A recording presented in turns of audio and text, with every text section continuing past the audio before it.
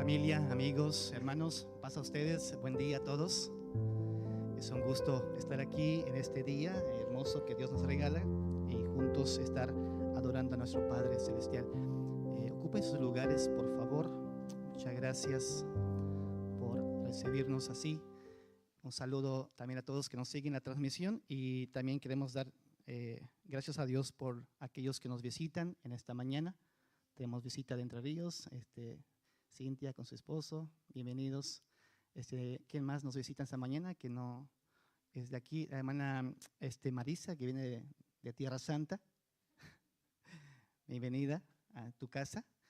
También tenemos Marisa, la nuera de nuestra hermana Anita, está por ahí. Dios te bendiga, Marisa, qué bueno que estés con nosotros, es un gusto. Veo a alguien al lado de Johnny y él no se quiere alejar, así que bienvenida con Johnny a este culto, Dios te bendiga. ¿Quién más nos visita?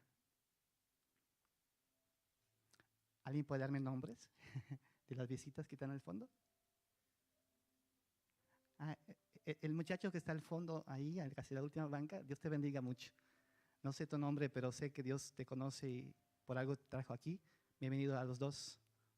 Muchas gracias por entrar a este lugar donde nosotros adoramos a nuestro Padre Celestial. Muy bien.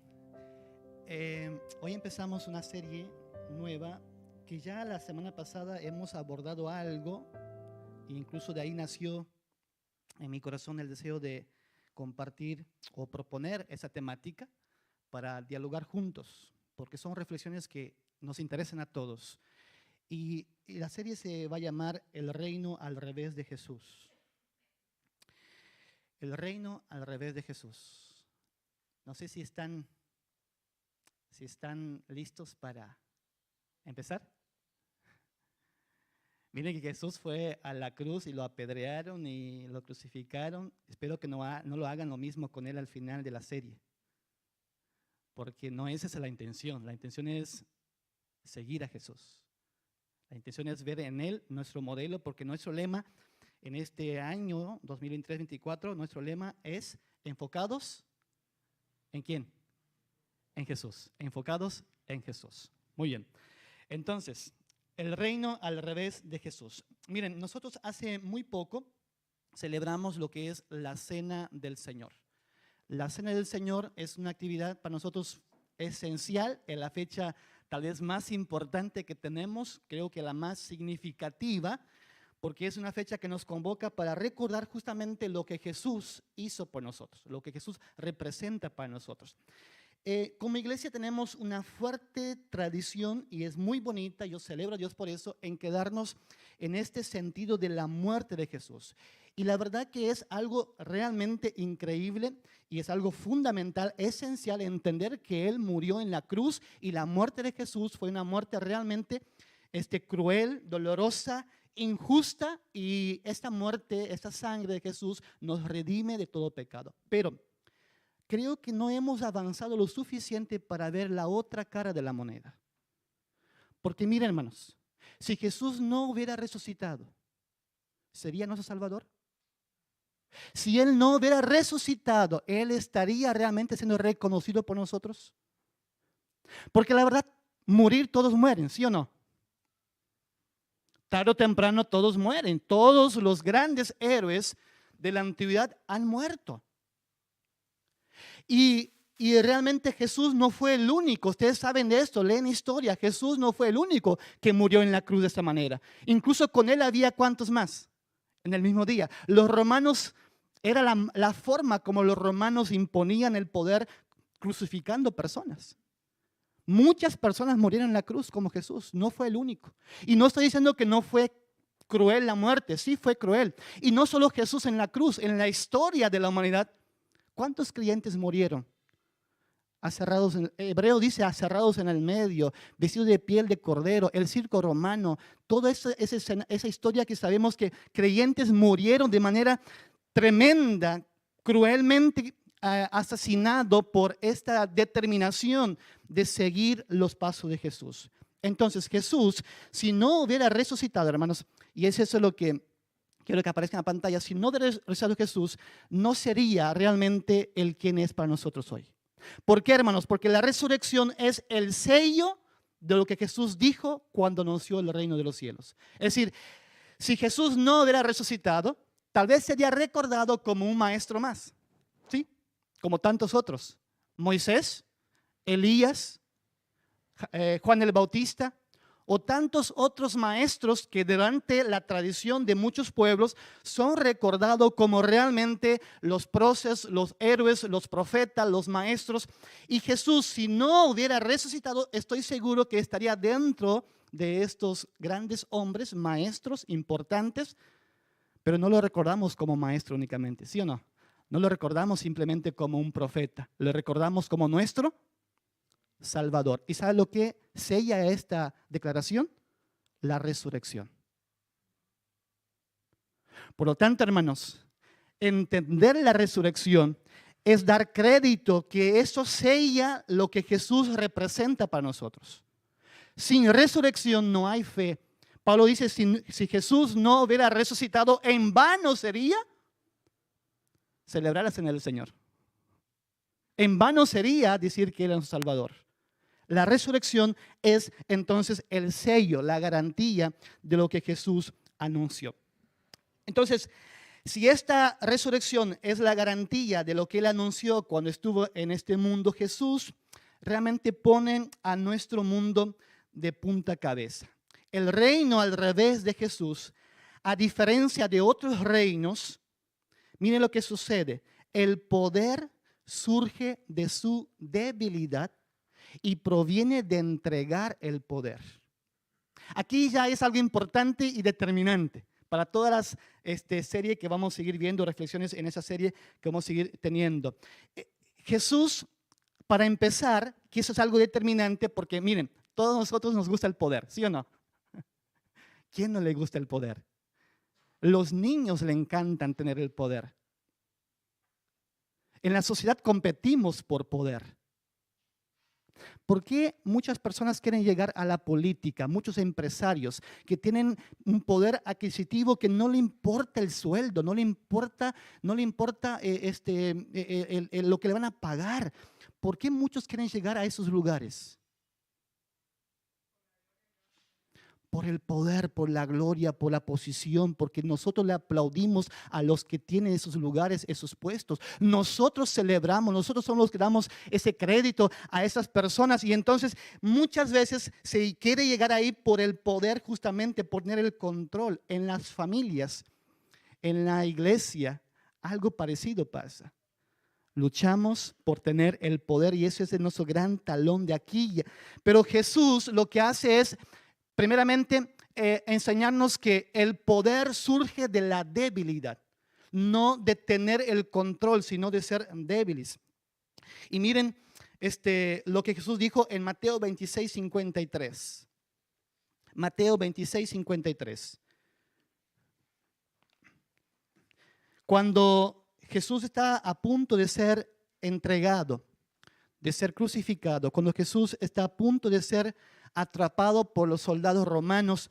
Y en esa escena, cuando ya se acercan y quieren llevarlo, Pedro, que es uno de los discípulos de Jesús, saca su espada y ¿qué quiere hacer Pedro?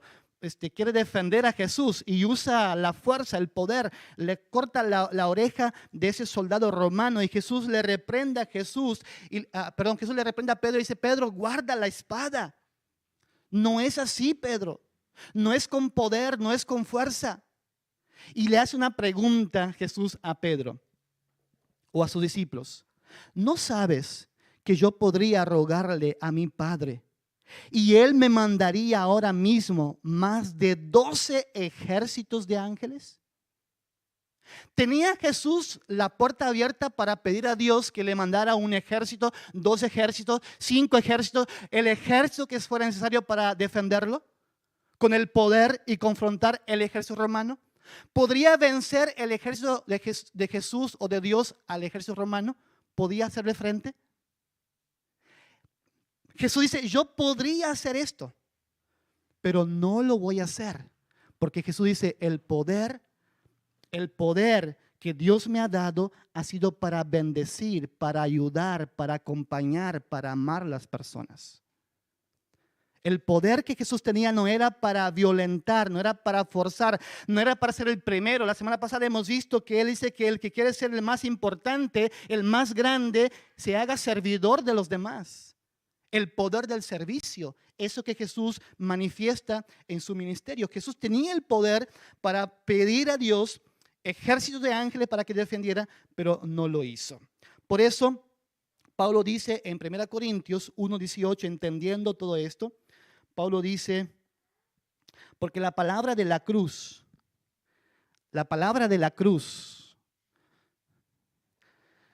a los que se pierden, es decir, a los que no conocen el poder que hay en ella, dice la palabra de la cruz es locura a los que se pierden, pero a los que se salvan, esto es, a nosotros, es poder de Dios. La palabra de la cruz es locura ¿para quiénes? Los que se pierden. ¿Por qué? ¿Qué hay en la cruz, hermanos?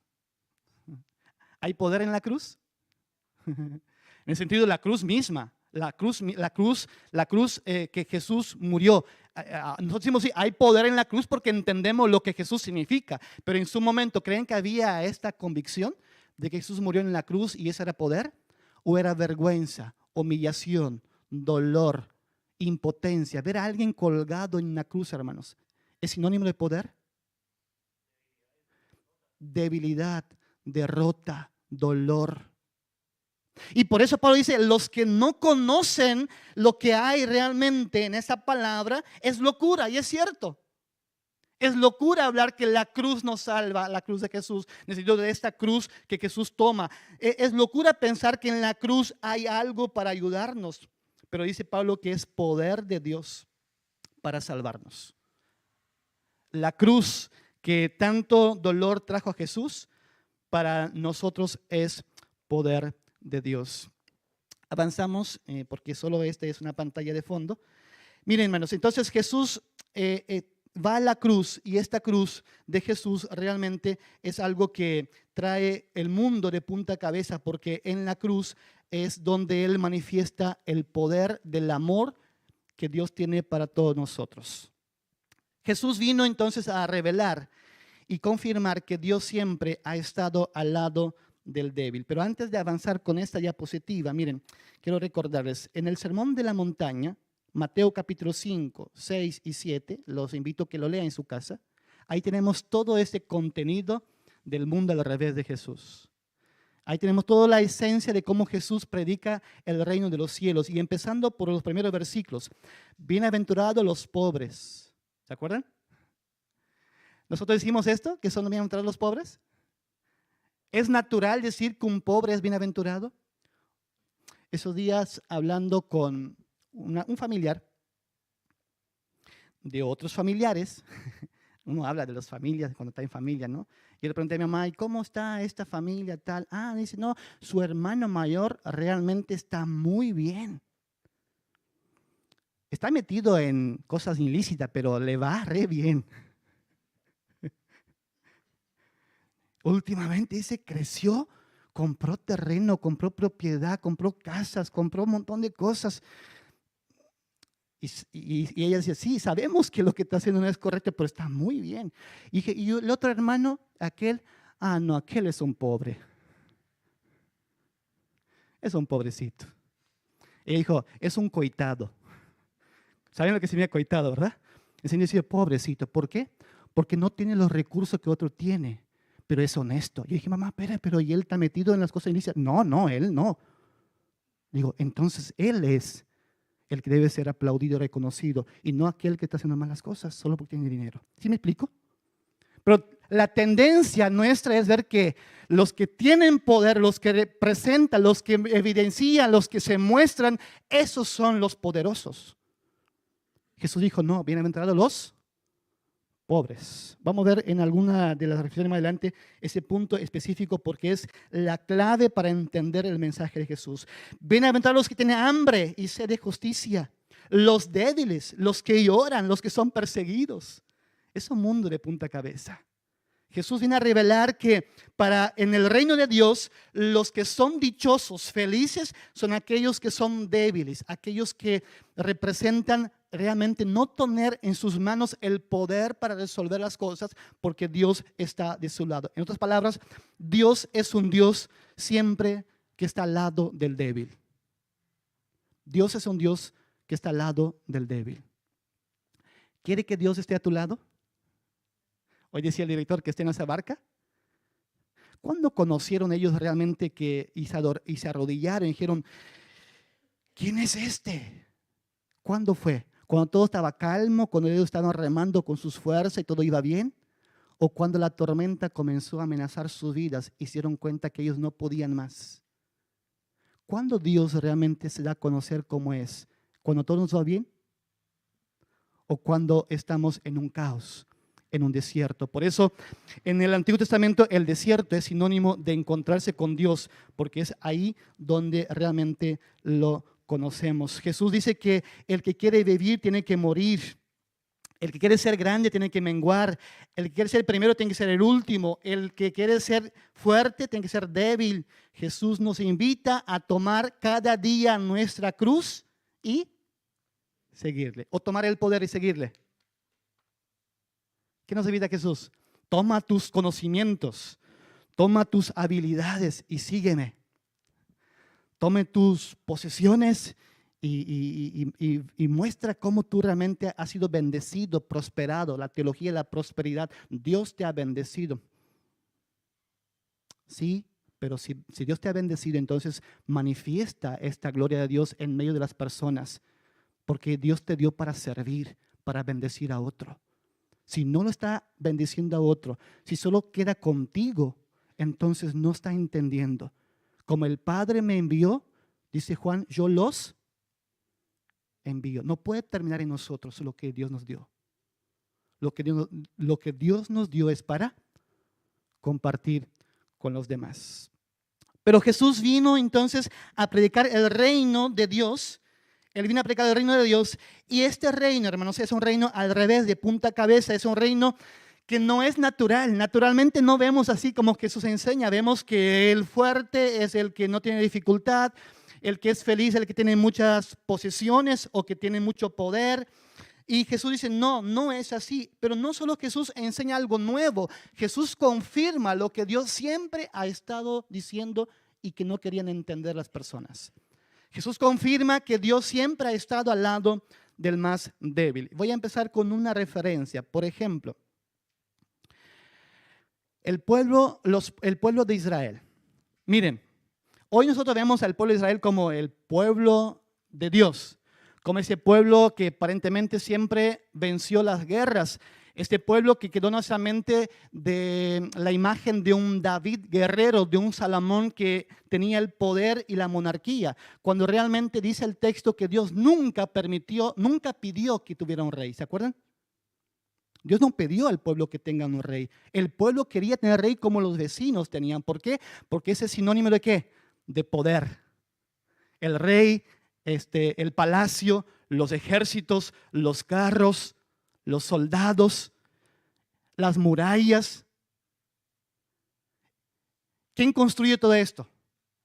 ¿Quién adquiere un ejército? ¿Quién construye murallas? El hombre, ¿verdad? Y eso es la evidencia de su propio desafío y objetivo de tener el control, de estar protegido. Y la verdad que Dios reclama muchas veces a Israel por eso. Pero más allá de esto, hermanos, si ustedes ven en el mapa, miren, tenemos 3 grandes imperios en esta media luna fértil o que se llama Levante Mediterráneo. Esos 3 grandes imperios se turnaban siempre. Por algunos siglos un imperio avanzaba hacia el territorio, después otro imperio se levantaba y con estrategia los volvía a repeler y conquistaban la tierra. Después venía otro imperio y iban en turno los poderes siempre evidenciando en esos 3 grandes imperios. Egipto, que conocemos, ¿sí? Egipto, Babilonia y Asiria. Esos son los 3 grandes imperios que no solo la Biblia lo menciona. La arqueología hoy tiene muchos datos para mostrar cómo esos imperios siempre dominaron esta región. siempre. ¿Dónde está Israel ahí? ¿Lo pueden ver? ¿Tengo el láser? Porque no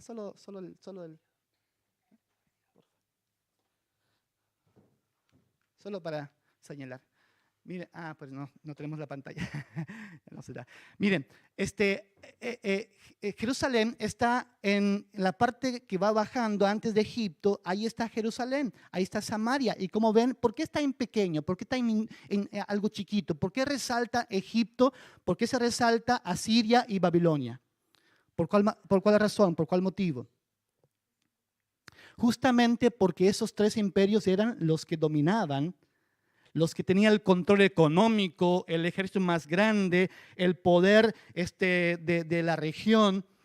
Y esto no ha cambiado. Siempre en la humanidad ha habido imperios, ¿no? Hoy sabemos que hay dos grandes países, naciones que están luchando y peleando por ser la potencia y tener el control, ¿no?, de la economía en el mundo, ¿sí o no? No vamos a dar nombre aquí, ustedes saben cuáles son. En Argentina están disputando ahora por la reserva de litio que hay. Argentina, Bolivia, Chile, están entrando a esas grandes multinacionales enviados por esos países porque quieren tener el control y tienen la verdad el control de casi toda nuestra querida y amada y violentada y manipulada América Latina. ¿Saben por qué hay tanta pobreza en esos países? Por lo general es porque esos grandes potencias a ellos les sirve que nosotros somos pobres. A ellos les sirve que somos pobres. Y eso siempre ha existido en el mundo antiguo. Miren, el pueblo de Israel era el más insignificante entre muchas grandes naciones que habían. Pero el texto bíblico nos lo confirma. Y miren lo que dice Deuteronomio 7:7. Deuteronomio 7:7. Ese dice el texto bíblico, no hace falta ir solo a la historia. Dice, si el Señor los ha preferido y elegido a ustedes, hablando del pueblo de Israel.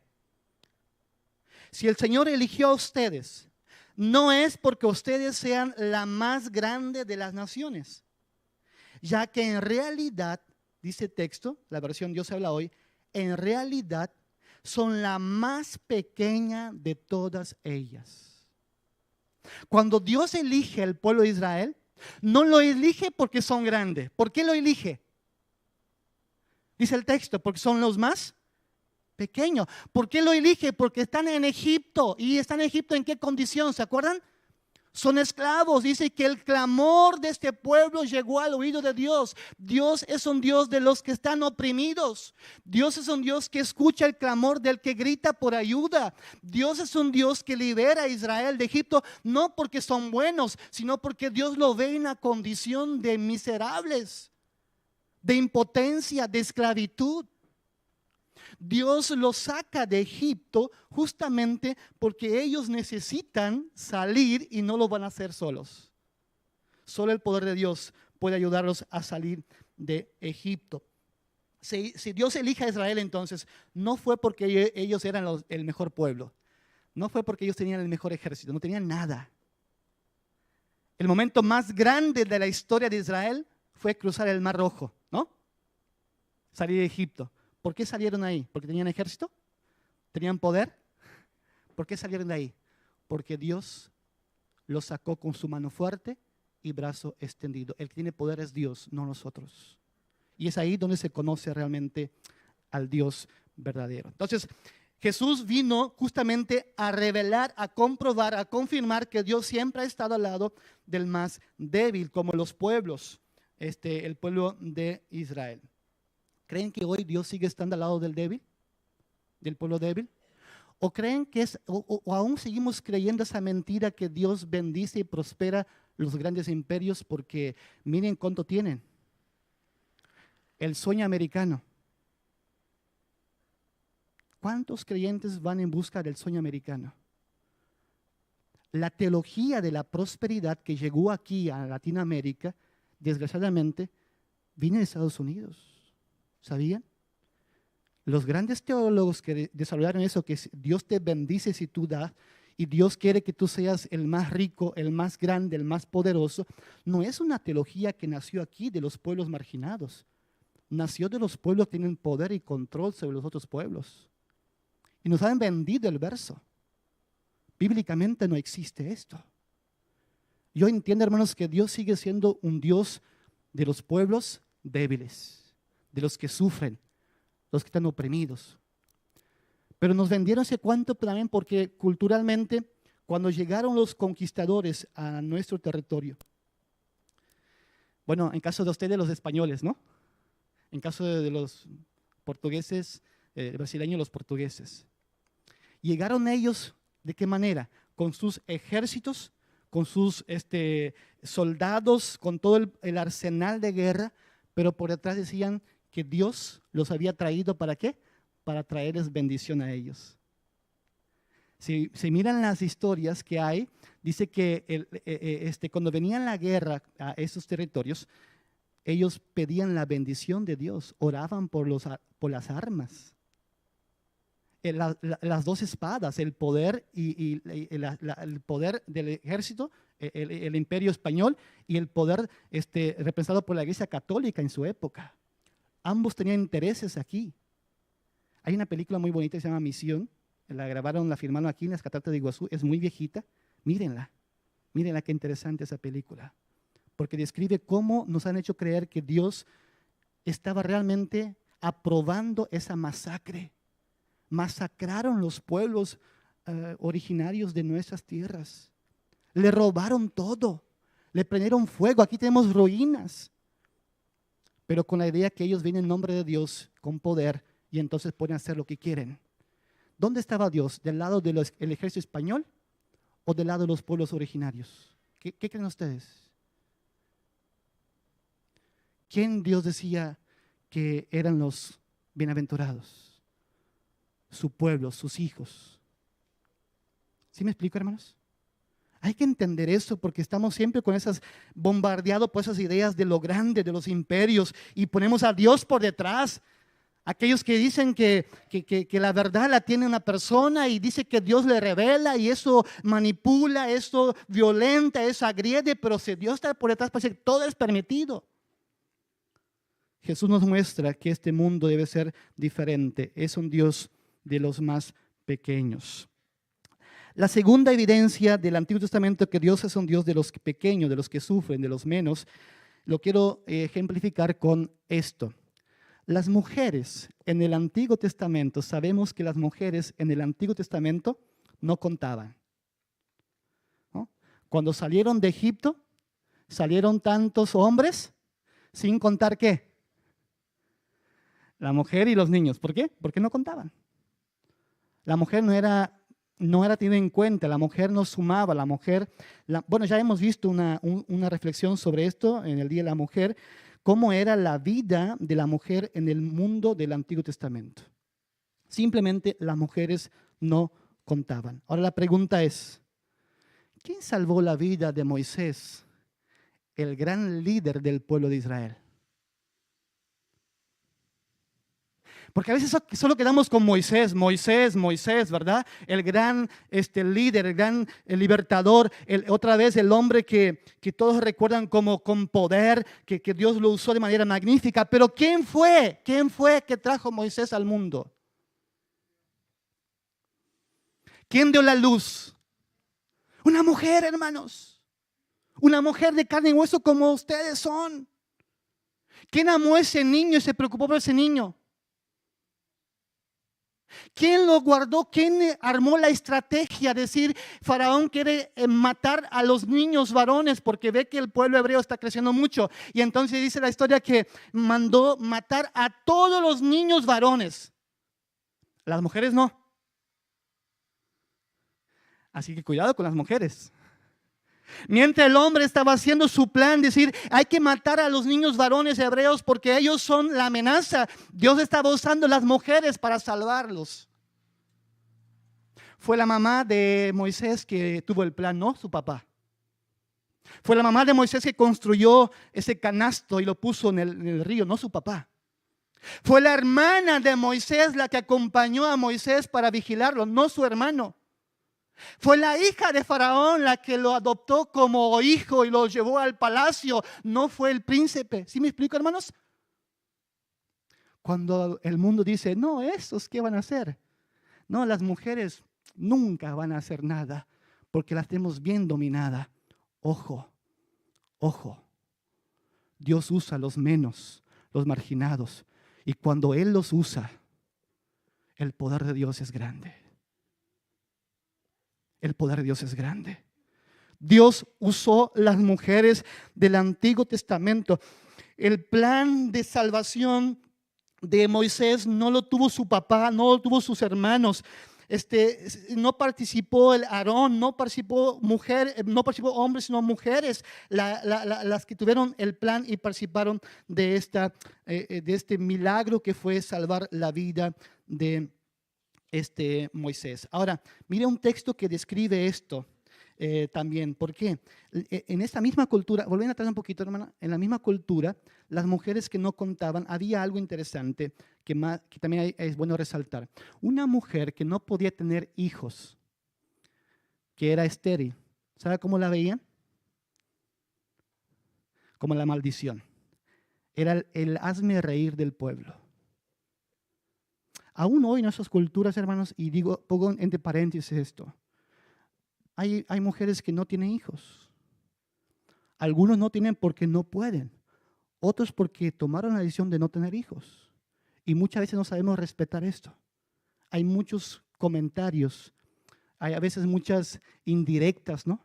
Como que la única manera de ser una mujer respetada y bendecida es teniendo hijos. ¿Será?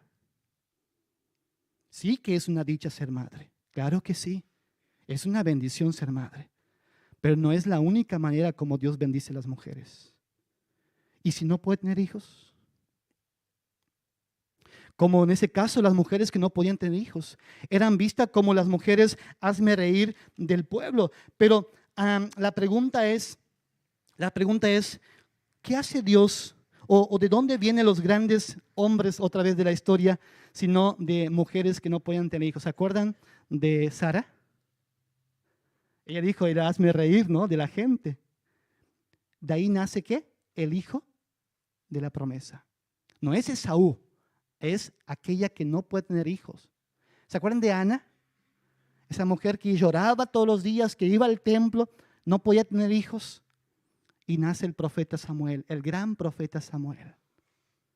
Dios restaura, Dios saca de donde no hay, de la estéril, grandes hombres para bendecir al mundo. Y lo que era vergüenza, maldición, se convierte en bendición, porque Dios realmente es un Dios de los débiles. Y ahora sí, el texto de Isaías. Isaías es el primer profeta que comienza a denunciar en el pueblo, que el pueblo de Israel comienza ya a jactarse en su propia gloria, está alejándose de Dios. Israel está ya teniendo la idea que son naciones poderosos y entonces se alejan de Dios, y ese profeta denuncia que va a venir una derrota muy grande porque ellos están alejándose de Dios por creer en ellos mismos.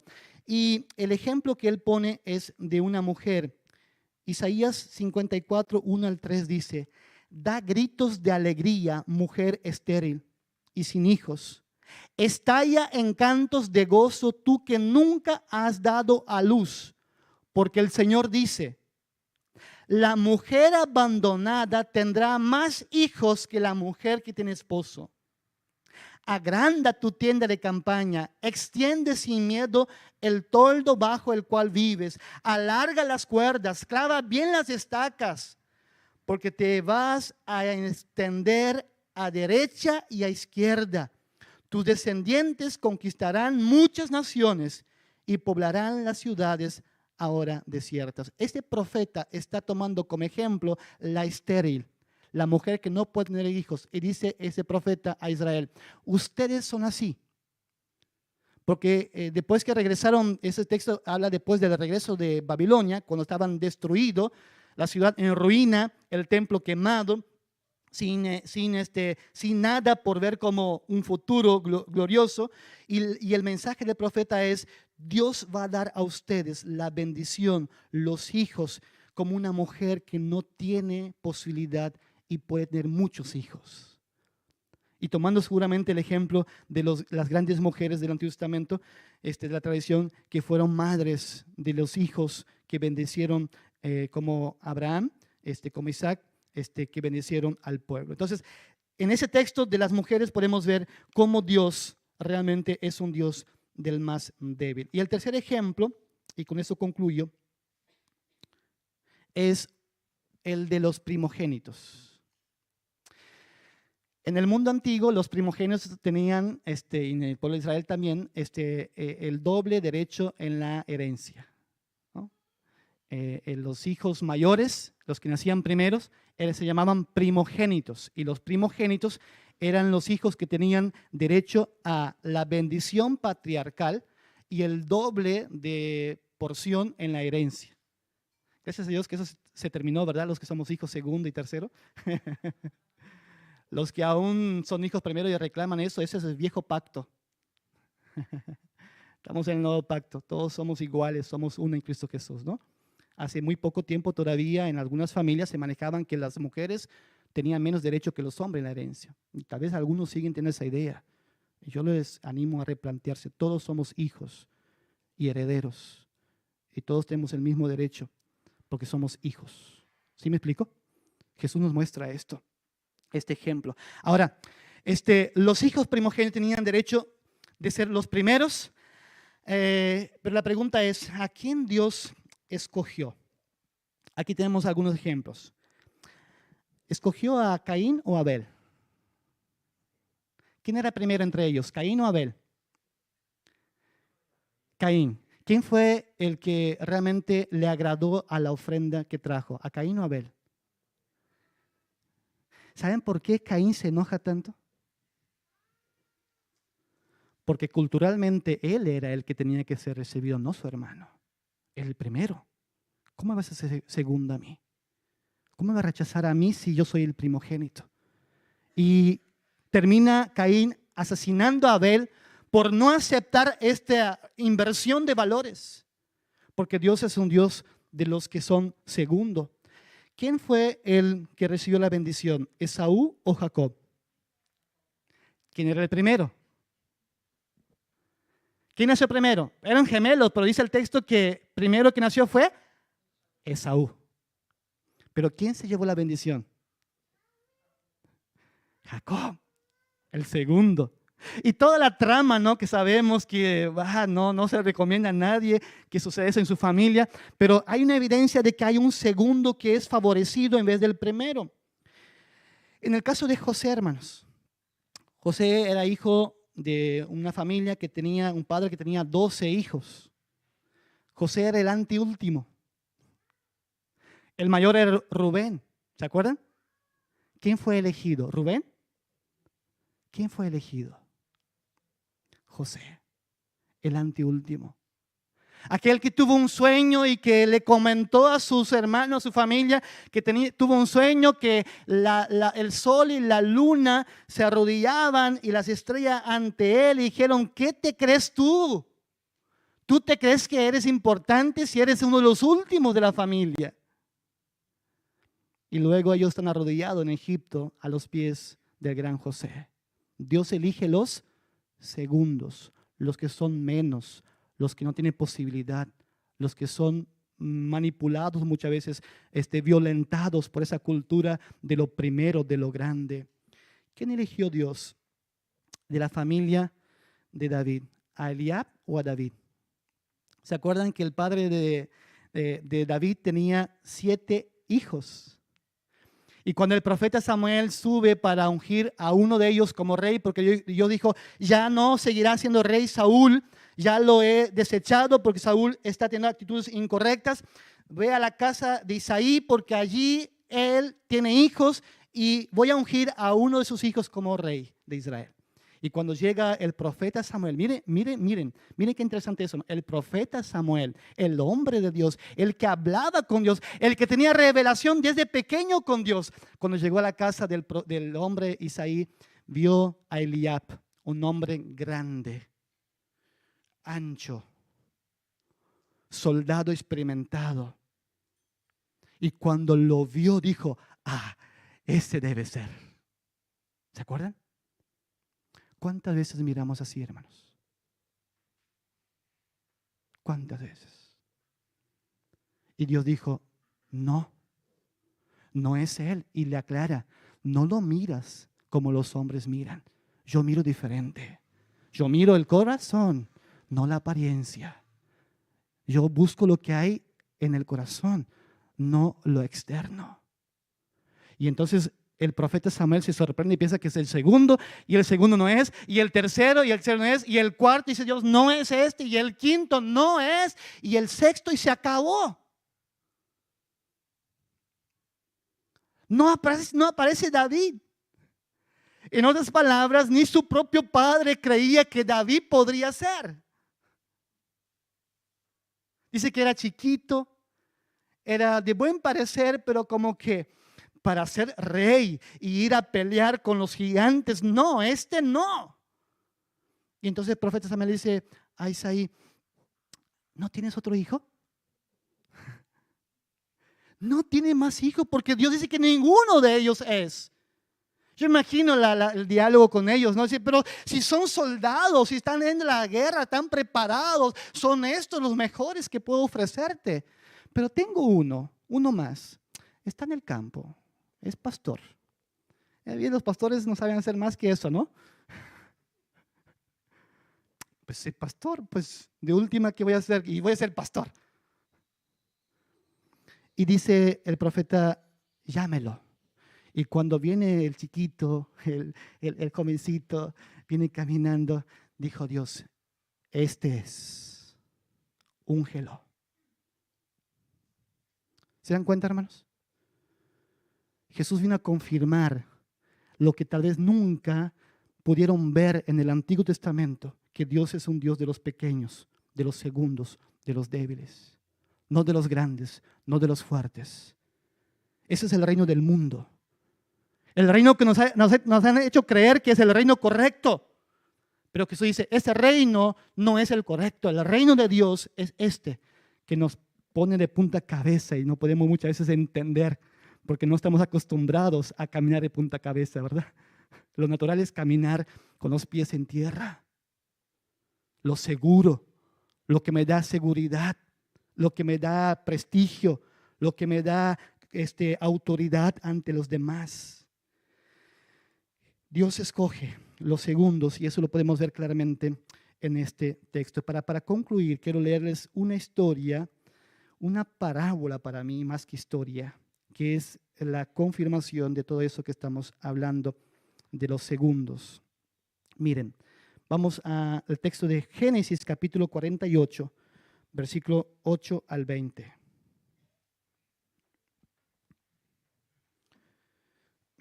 Génesis 48, 8 al 20.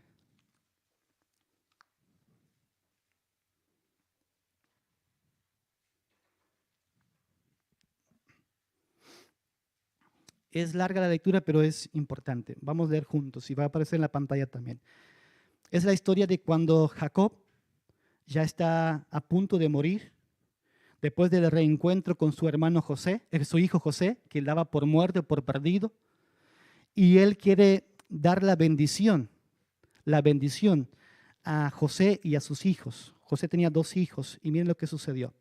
Cuando Israel, que significa Jacob, vio a los hijos de José, porque los mandó llamar porque quería bendecirlos, dijo, ¿quiénes son estos? Y José respondió a su padre, son mis hijos, los que Dios me ha dado aquí, es decir, en Egipto. Y dijo Jacob, acércalos a mí, te ruego, para que los bendiga. Los ojos de Israel, de Jacob, estaban tan débiles por la vejez que no podía ver. Aquí hay alguien débil, ¿sí? Débil, no puede ver. Está en una situación ya última, terminando su vida, débil. Entonces José los acercó y él los besó y los abrazó. Israel, es decir, Jacob, dijo a José, nunca esperaba ver tu rostro. Y mira, Dios me ha permitido ver también a tus hijos. Versículo 12. Entonces José los tomó de las rodillas de Jacob, es decir, los sacó de las rodillas de Jacob, que los tenía abrazado, y José se inclinó con su rostro en tierra. José tomó a los 2, es decir, a Efraín, su hijo mayor, con la derecha, hacia la izquierda de Israel. Si lo puso a Efraín a la derecha de su papá, porque lo iba a bendecir. Y a Manasés con la izquierda hacia la derecha de Israel y los acercó. Pero miren lo que sucede. Versículo 14. Pero Israel extendió su derecha y la puso sobre la cabeza de Efraín, que era el menor, y a su izquierda sobre la cabeza de Manasés, cruzando a propósito sus manos, aunque Manasés era el primogénito. Israel bendijo a José y dijo con las manos cruzadas, invirtiendo todo: el Dios delante de quien anduvieron mis padres Abraham y Isaac, el Dios que ha sido mi pastor toda mi vida hasta este día, el ángel que me ha rescatado de todo mal, bendiga a esos muchachos y viva en ellos mi nombre y el nombre de mis padres Abraham y Isaac, y crezcan para ser multitud en medio de la tierra. Cuando José vio que su padre había puesto su mano derecha sobre la cabeza de Efraín, esto lo desagradó. No es natural, no es correcto. Y tomó la mano de su padre para cambiarle la cabeza de Efraín a la cabeza de Manasés. Y José dijo a su padre: no sea así, padre mío, pues este es el primogénito. A ver, tú no estás viendo, ya no ves bien. Te voy a ayudar, papá. Es así como Dios bendice. Pon tu mano derecha sobre la cabeza de este que es el mayor. Versículo 19, pero su padre rehusó y dijo: lo sé, hijo mío, lo sé. ¿Quién es el mayor? Yo lo sé quién es el mayor. Yo sé quién debería recibir por cultura la bendición. Yo sé lo que dice la tradición. Dijo Jacob: él también llegará a ser un pueblo. Él también será grande. Sin embargo, su hermano menor será más grande que él, y su descendencia llegará a ser multitud de naciones. Y los bendijo aquel día diciendo: por ti bendecirá Israel, que Dios te haga como Efraín y Manasés. Y miren cómo termina el texto de la parábola. Así puso a Efraín antes de Manasés. Así puso Efraín antes de Manasés. ¿Por qué digo que es una parábola, hermanos? Porque aquí nos enseña que Dios invierte lo que naturalmente vemos nosotros de la grandeza, de lo primero, del orden correcto de la cultura. Dios invierte porque Él es un Dios de los débiles, de los segundos. Dios invierte sus manos para bendecir el último, el menos importante. Si entendiéramos esto, hermanos, que Dios hacía ya en el Antiguo Testamento, sería más fácil comprender también lo que Jesús vino a enseñar con la propuesta del reino al revés de Dios. Este es el mensaje principal de la resurrección. ¿Era normal, natural que alguien resucite? ¿Era algo que se puede comprender? ¿Sabían que hasta hoy se niega la resurrección desde la ciencia? No hay posibilidad. No hay evidencias que Jesús ha resucitado más que los textos bíblicos. No hay ninguna prueba. Porque justamente no se comprende lo sobrenatural desde lo natural. Es un mundo al revés. Pero es la resurrección lo que confirma quién es nuestro Dios. Un Dios que resucita. Un Dios que levanta lo imposible. Un Dios que hace milagros cuando nosotros entendemos que realmente Él es un Dios de los débiles y dejamos de buscar solucionar todo por nuestras fuerzas, por nuestras capacidades, por nuestros potenciales, y dejamos que Dios sea Dios. El reino de los cielos se hace presente en medio de estos momentos, hermanos, los momentos más difíciles. El mensaje del reino de los cielos se hace presente siempre en los momentos más difíciles. ¿Lo creen? Entonces, ¿por qué buscamos tanto lo grande? Entonces, ¿por qué nos cuesta tanto ser pequeños? ¿Por qué queremos tanto poder, hermanos? ¿Para qué? Es claro el texto. ¿Por qué queremos ser los primeros siempre? Y lo digo por mí, hermanos, lo digo por mí. ¿Por qué siempre quiero tener la razón? ¿Por qué? ¿Por qué siempre quiero decir cómo se hacen las cosas? ¿Será que es realmente porque estoy haciendo bien o porque estoy dejando guiar por lo que hay dentro de todos nosotros, que es ese orgullo, este yo, este anhelo por el poder? ¿Por qué, hermanos? Miren, el texto de Deuteronomio 32:15. Miren lo que sucede. Ese texto es increíble. Pero los hijos de Israel o los israelitas prosperaron. Miren, prosperaron. Escuchen, prosperaron. ¿Y qué pasó? Se olvidaron de Dios. Se olvidaron de su Creador. Rechazaron la protección del Dios que los había salvado. Si tú te mantienes pobre en espíritu, si tú te mantienes como el segundo y no el primero, sirviendo a los demás, jamás te alejas de Dios. Jamás te pierdes. Te pierdes cuando te crees el primero. Te pierdes cuando crees que tú tienes la razón en todo. Te pierdes cuando tú oprimes a los demás en vez de liberarlos. Te pierdes cuando buscas a Dios donde Dios nunca está, que es en el poder. Hoy el hermano que hacía la reflexión decía, ¿dónde está Dios? ¿Dónde está Dios? Y esa pregunta es importante. ¿Dónde está Dios? Porque naturalmente creemos que Dios está siempre en lo alto, ¿no? En los momentos de gloria. A ver, voy a ejemplificar para que entendamos. ¿Cuándo damos testimonios aquí adelante? Poco damos, ¿verdad? Damos poco testimonio, pero ¿cuándo damos? Cuando Dios hizo algo grande. ¿Sí o no? ¿Cuándo pasamos a hablar de Dios? Cuando tenemos una prosperidad. Cuando hay algo que impacta. ¿Sí o no? ¿O alguien pasó a dar testimonio de que Dios es grande porque no respondió su oración? ¿Alguien escuchó ese testimonio alguna vez? Muy pocos, ¿verdad? Porque culturalmente el testimonio es Dios es grande y entonces hay que decir que Dios es grande cuando algo grande sucede. Y siempre tenemos la idea que Dios está en lo alto, que nuestra vida es como una línea recta empinada hacia la altura, la grandeza. Pero eso es una mentira, hermanos. Jesús nos enseña que Dios está en los bajos, en los valles oscuros. Aunque ande por valle de sombra y de muerte, no temeré mal alguno, porque tú estás conmigo, tu callado me dan fuerzas. Nuestra vida no es una línea ascendiente. Eso no promete Dios. Nunca dijo Dios, sígueme y no tendrás problema. Sígueme y todo te va a ir bien.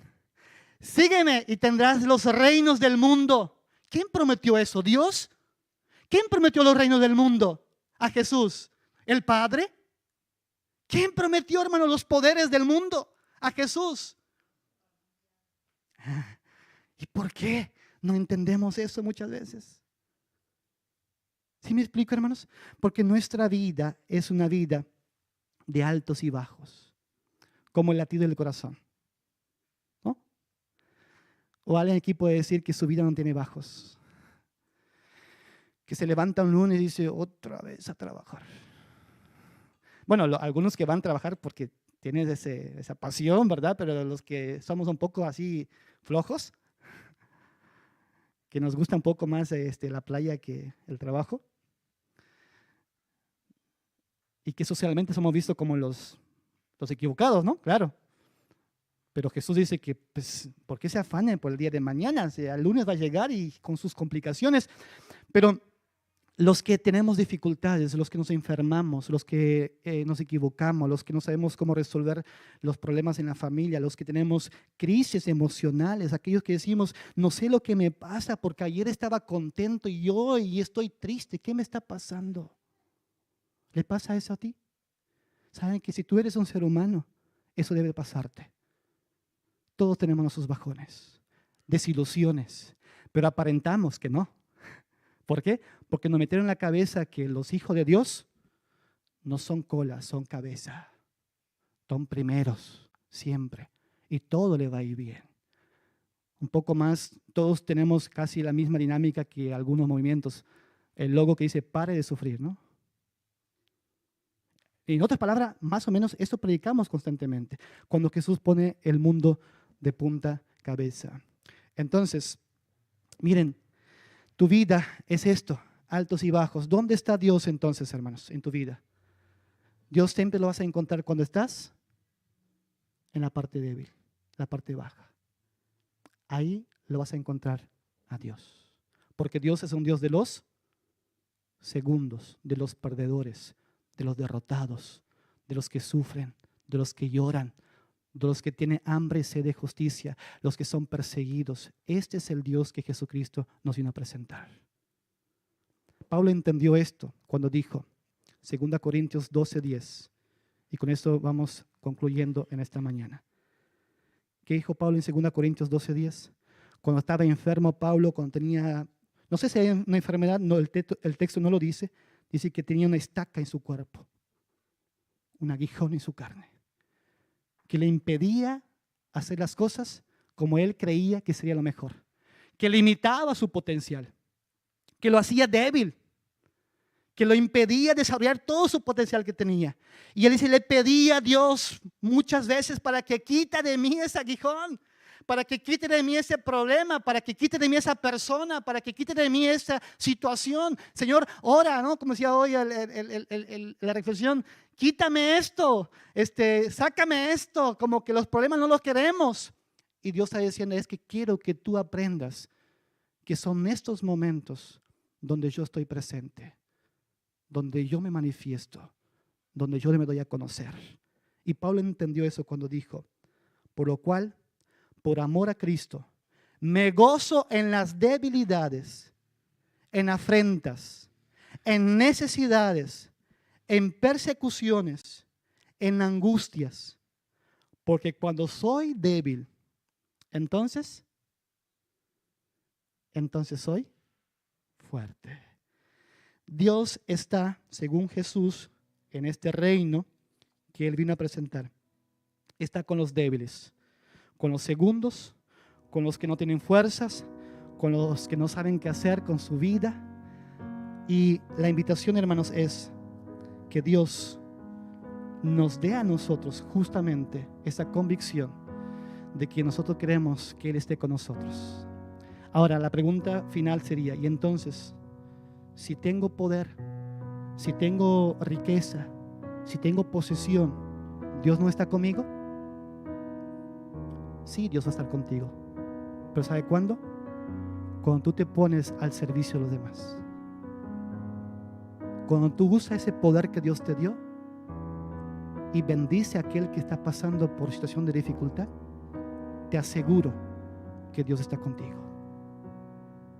Porque el samaritano se detuvo en el camino, se agachó, sacó moneda de su bolsillo y pagó para que atendieran a ese maltratado y violentado. ¿Qué dijo Jesús? Ve tú y haz lo mismo. Si quieres ser hijo de Dios, ve tú y haz lo mismo. Sí, Dios está con los que tenemos poder, sí, pero para que el poder que Él nos dio sea para bendecir a los que son segundos.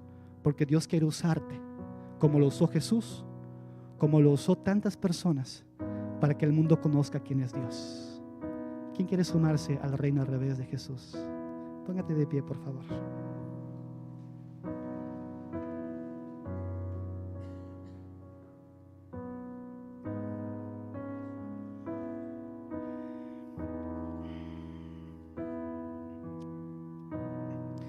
Si tú estás pasando por un momento difícil, situación de adversidad, de dolor, de sufrimiento, si te sientes solo, sola, se siente que hay angustia en tu corazón, se siente que eres un perdedor en este mundo, ¿sabe qué? Nadie te va a aplaudir por esto.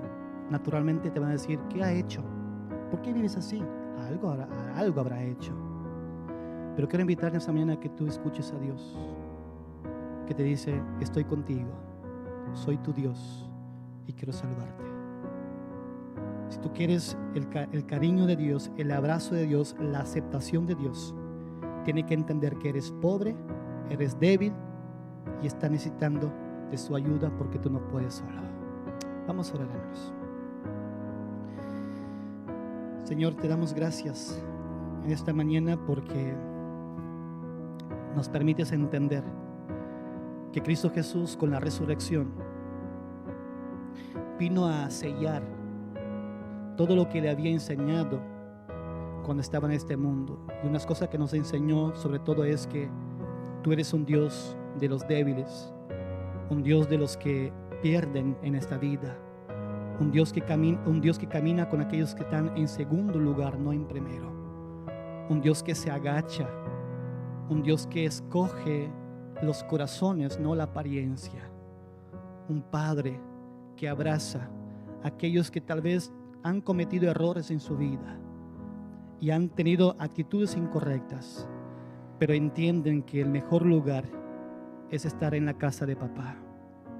Te damos gracias por permitirnos entender también hoy en esta palabra que este mundo al revés que tú viniste a enseñar, Jesús, es un mundo que nos salva, es un mensaje que nos salva, y queremos tu salvación, queremos tu gracia, Señor. Por lo tanto, entregamos ante tu altar, ante tus pies, ante tu cruz, nuestros poderes, nuestras convicciones absolutas que tenemos muchas veces, nuestras razones que muchas veces lastiman a otros, nuestro corazón que se cree soberbio de ver los demás por encima. Entregamos, Señor, aquí aquello que muchas veces nos está alejando de ti, que es esa posición natural en el mundo de buscar el poder, de construir imperios, de pensar que nuestro nombre va a quedar para siempre porque tenemos un imperio en este mundo. Los imperios desaparecen, Señor. Sabemos de esto. Lo que permanece para siempre es tu palabra, y la palabra encarnada, que es Jesús de Nazaret, el que camina con los pobres, con los humildes, con los necesitados, con los heridos, con los enfermos, con las viudas, con los huérfanos. Ayúdanos, Señor, a abrazar esta causa y a entender que este mundo, por más que parece un mundo al revés, es el mundo que tú has traído para que sea un mundo mejor, un mundo de igualdad, un mundo de justicia, un mundo donde no hay que morir más personas de hambre cada día, cuando otros podemos tener para ayudarles a que tengan saciados sus necesidades. Un mundo donde tal vez no tienen que morir personas por violencia, porque hay alguien que está violentando y se siente más grande, y podemos nosotros liberarlos de esa situación, traerles a un lugar donde encuentran paz, donde encuentran contención, donde encuentran valor. Un mundo donde ya no tienen que más quitarse la vida a las personas por no encontrar respuesta, porque nadie los mira por su apariencia, por su condición social, por su apellido, por su historia. Un mundo donde podemos entender que tú nos amas sin condición y que tú eres un Dios de aquellos que están en segundo lugar, marginados, oprimidos. Padre, este mensaje del reino que tú has sellado con la resurrección, este mensaje queremos abrazar cada día. Queremos, Señor, proclamar como iglesia y vivirlo en plenitud. Si hay alguien aquí, Señor, que está pasando por dificultad en su vida, si hay alguien que está sufriendo por una situación de adversidad, se siente limitado, se siente en el valle más oscuro de su vida, ya sea por su pecado, por su condición, por sus decisiones, por lo que le tocó vivir en la vida, Señor, por una adversidad. Padre, hoy manifiéstate como el Dios que eres para ellos, como Jesús ha manifestado el reino de los cielos en este mundo. Abrácelos, ámelos, Señor, como tú lo sabes hacer. Sane nuestras heridas, danos esa paz que necesitamos y que tu amor nos acompañe. Te lo pedimos, Padre, te lo suplicamos en Cristo Jesús. Que Dios te bendiga, que Dios te guarde, Que el Señor haga resplandecer su rostro sobre ustedes y que ese corazón que le ha regalado sea un corazón pequeño, humilde, donde Dios puede morar para siempre. Y a partir de esta morada en tu vida pueda bendecir a otros que están también pasando en condición de adversidad. Reciban, hermanos, esta bendición en los méritos de Cristo Jesús. Amén. Dios con nosotros, hermanos, que tengan una bendecida semana y los vemos el próximo sábado.